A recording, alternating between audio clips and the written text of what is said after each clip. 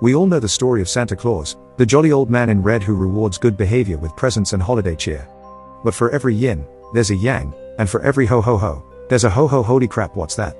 Meet Krampus, Santa's less famous, definitely not jolly partner in crime. With horns, hooves, and an affinity for terrorizing misbehaving kids, Krampus isn't your typical holiday spirit. In fact, he's the stuff of children's nightmares. Krampus isn't a modern gimmick designed to sell spooky decorations or fuel viral holiday memes. This horned terror has deep roots in the folklore of the Alpine regions, where winter solstice celebrations were less about chestnuts roasting on an open fire and more about keeping demons out of your house. In fact, before Santa and his merry band of reindeer showed up, winter was a time for facing your fears, literally. And Krampus? He was that fear. Krampus's roots go back long before Christianity was a thing, back to the pagan traditions of the Alpine regions. Here, winter was brutal, food was scarce, and daylight was a luxury. The local villagers believed that during these dark, bone-chilling months, evil spirits roamed freely, and rituals were necessary to keep them at bay. Enter Krampus, a sort of supernatural enforcer. If Santa Claus is the good cop, Krampus is the bad cop with a restraining order and a really aggressive holiday spirit. Historians believe that Krampus might have originated from old pagan deities of the wild and untamed, like the half-goat, half-man nature spirits of Germanic and Norse mythologies. In these stories, Krampus wasn't exactly a Merry Christmas kind of guy. He was more like a don't misbehave or I'll drag you into the woods type of figure. Fun times, fun times. Imagine being a kid back then. Your parents didn't just tell you to be good so you'd get presents. They told you to be good because if you weren't, a giant goat demon would show up, throw you into a sack, drag you into the night, and take you to a hellish abyss where no nightmare could ever compare. No wonder these kids were well behaved, they were living under constant threat of demonic abduction. In parts of Europe, particularly Austria, Germany, and the Alpine regions, there's a special night dedicated to letting the monster out of the bag. It's called Krampusnacht, or Krampus Night, and it happens on December 5th, the eve of St. Nicholas Day. Think of it like Halloween, but with fewer treats and more traumatized children. On Krampusnacht, towns across the Alps celebrate with terrifying parades, where participants dress up as Krampus and terrorize the locals. You'll see Krampus roaming the streets, ringing bells, clanking chains, and generally behaving like someone who just got out of anger management a little too early. And while it might sound like a fun little tradition, these parades can get intense. Adults go all in on their costumes, and the crowds eat it up, well, except for the kids, who are probably scarred for life. It's a weird mix of fun and terror. On one hand, it's an excuse for adults to dress up like something from a nightmare and terrify their neighbors. On the other hand, you've got kids genuinely convinced that a giant monster is coming to punish them for not doing their chores.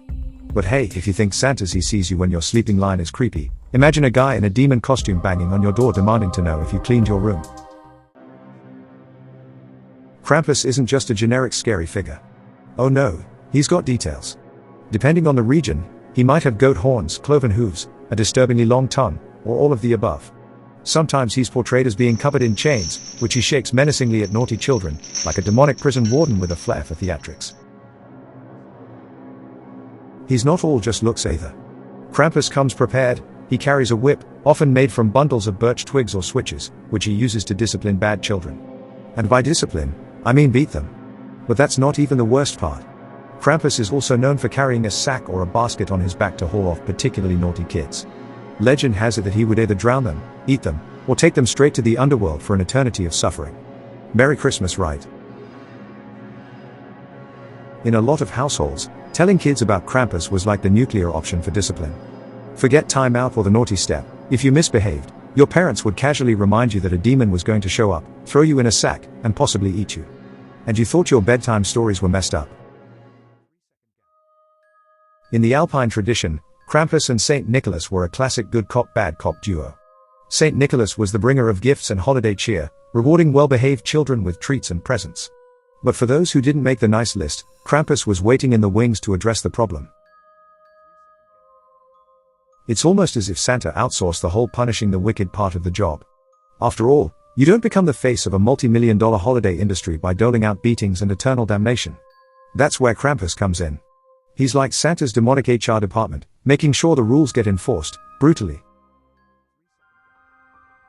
Despite being the literal stuff of nightmares, Krampus has made a major comeback in recent years. While the US has embraced Santa's sugary sweet image, European countries like Austria and Germany have leaned hard into their love for this terrifying figure. Every December, towns hold massive Krampus parades where people dressed as demonic goat men run through the streets, terrifying onlookers and reenacting an ancient ritual that would probably make modern child psychologists cry. For the people of these regions, Krampus isn't just some scary figure, they see him as part of their cultural heritage. It's a tradition passed down through generations, celebrating the idea of balance between light and dark, kindness and cruelty, joy and terror. And hey, who are we to judge? Our idea of a holiday mascot is an old man who sneaks into your house while you're sleeping. These days, Krampus has also found a place in pop culture. From horror movies to greeting cards to ugly Christmas sweaters, the anti-Claus has become a kind of ironic icon, both terrifying and trendy. Because nothing says holiday spirit like a mug with a smiling Krampus and the words, "Season's Beatings." We've officially turned one of history's creepiest characters into a quirky holiday accessory. In the end, Krampus reminds us that Christmas isn't all sleigh bells and candy canes. There's a darker side to the holiday, a side where consequences are real, and the monsters under your bed might just be out there, waiting for you. So as you sip your eggnog and listen for sleigh bells this year, remember, not all bells are ringing in the promise of joy. Some are warnings of something lurking in the shadows.